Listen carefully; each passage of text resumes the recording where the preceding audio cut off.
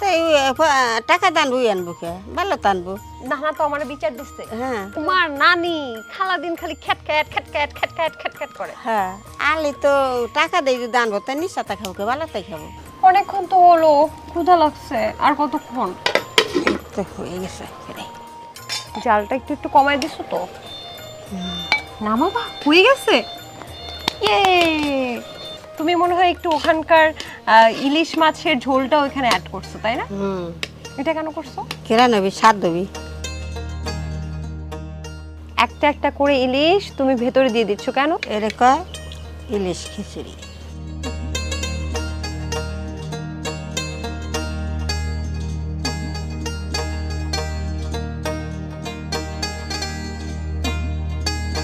আমি না আসলে বসে থাকতে পারতেছি না, বিশ্বাস করো নানি, এখানে বসে থাকতে আমার খুব কষ্ট হচ্ছে।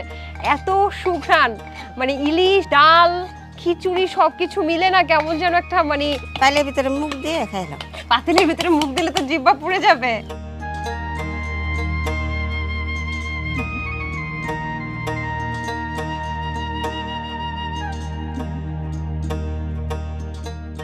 ও নানি খাবার দাও।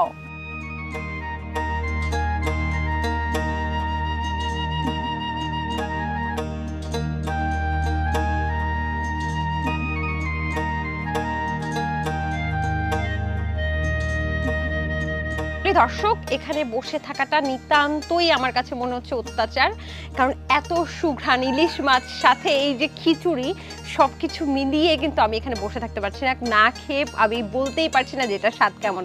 নানি খাই দেখো খাবো? কি স্বাদ। আচ্ছা দেখি।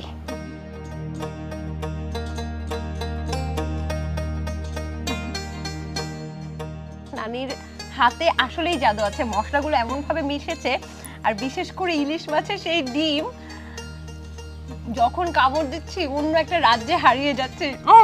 ওই যে ওখানে অনেকে তাকায় আছে, তাদেরকে বলবা না রান্না বান্না করতে? এই যে আমি এভাবে রাঁধছি, এভাবে রান্না বাড়া করে সবার সাথে খাওয়া দাওয়া করবো এইভাবে।